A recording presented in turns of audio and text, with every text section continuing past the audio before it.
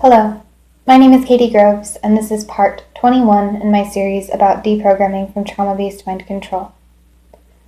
If you've not done so already, I ask that you please watch the first two parts of this series, linked in the description below, for disclaimers and safety measures you can take while watching these videos. In this video, I'm going to be talking about addiction. And by addiction, I do not just mean addiction to substances or even a behavior, but also addiction to thoughts and emotions, any pattern of repetition compulsion in which the sufferer finds themselves powerless to stop. I found this very pertinent to my recovery from mind control, as on a basic level, I found that I was addicted to my mind control programs, as well as to many different chemicals, like street drugs and experimental military drugs, that kept me bound to this cycle of repetition compulsion, physically dependent upon the cult. I also found that I had been programmed for many different behavioral addictions, such as sexual compulsivity, eating disorders, self-harm, and so on. Much of my programming was turned inward in that I was programmed to self-destruct as a young teenager, as a means to silence me and prevent me from breaking free because I had made so many attempts up to this point. So a lot of my struggles with addiction were around self-harm, self-inflicted abuse. But I found that, like I said, I was addicted to drugs as well as my programming and many other behaviors that kept me trapped in cycles of repetition compulsion and dependent upon the cult. I had to prioritize which addictions I considered to be fundamental and which addictions I considered to be secondary that spawned out of other addictions. So for example, I found that when I stopped using hard drugs, a lot of my sexual compulsivity and my physical self-harming tendencies went away. And I really considered my addiction to drugs to be the primary thing that I needed help for and that I needed to stop in order to break free.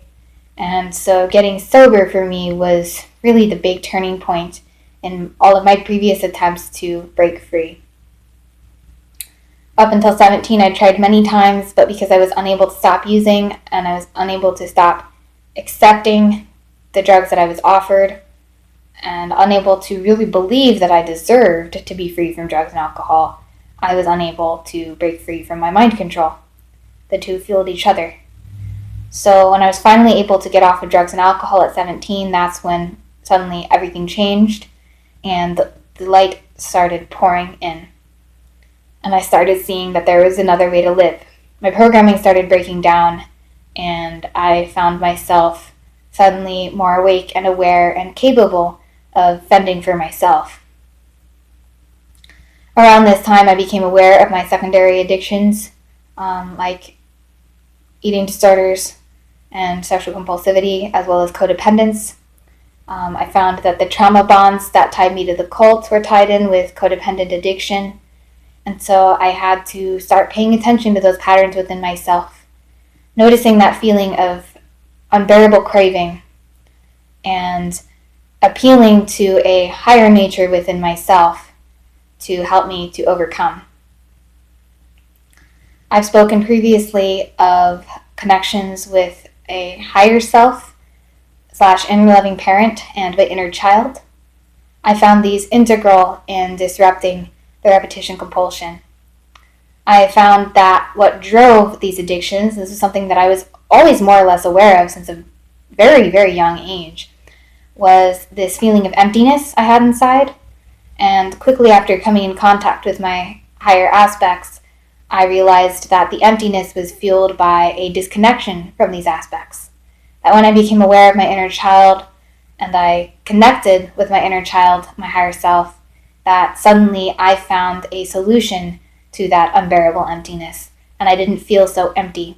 And so I didn't feel so compelled to harm myself and to use external things or even negative thought forms in myself to take myself out of that pain. One of the things that helped me tremendously to stop hurting myself was a tool that I heard from another survivor. I tripped over my words.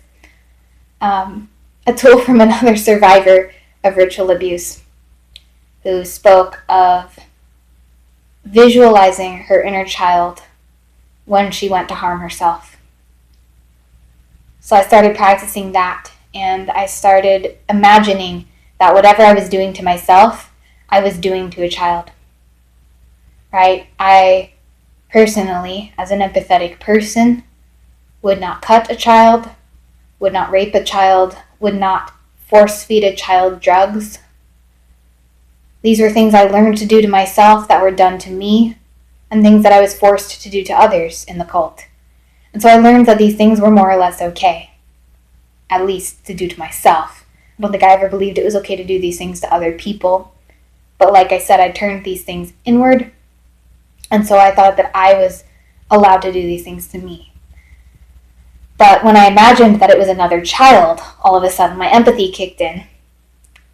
And when I imagined the little girl that I was just a few years before, as I did all this very young, I started to panic, and I did not want to hurt myself anymore. And more than that, I started to hear a child's voice inside me saying, "No, no, please don't hurt me," begging me not to cut on her. And that really transformed things. All of a sudden, I was aware of the child inside of myself who I was hurting, and I didn't want to hurt myself anymore. I'm not saying that I never hurt myself again, that I never dealt with cravings for addictions, but it really transformed my perception of myself and of the rights that I have over myself when I became aware of that child inside. Because all of a sudden I wasn't just hurting an adult, or at that point a 17-year-old or an 18-year-old, I guess, but I was hurting a 6-year-old, a toddler, an infant. I had all those parts inside me of all different ages. And so getting in touch with that and talking to these child parts and asking them how they felt when I harmed them, and coming in contact with the trauma that I inflicted upon them, helped me to change. All of this was painful, but all of this was necessary because my mind control programs were fueled by self-destruction, trauma, fear, self-abuse, and the belief that I wasn't worthy, deserving of better. Right? If I didn't believe that I deserved better, I would not have been able to leave. It couldn't just be the fear of pain, the desire to stop feeling pain that motivated me. It had to be a belief that I was worthy of more. I will lastly say that when it came to addictions, there was a lot of religious abuse around this. Not only was I programmed to act out in these ways, but I was programmed to believe that I was worshiping Satan. I was coming in contact with demons and hailing darker forces who would punish me if I stopped punishing myself.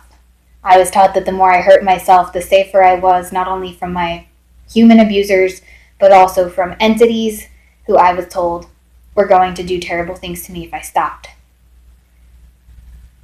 To my knowledge, I have not been attacked by any entities upon ceasing these self-harming behaviors, and I have mostly only been punished by myself.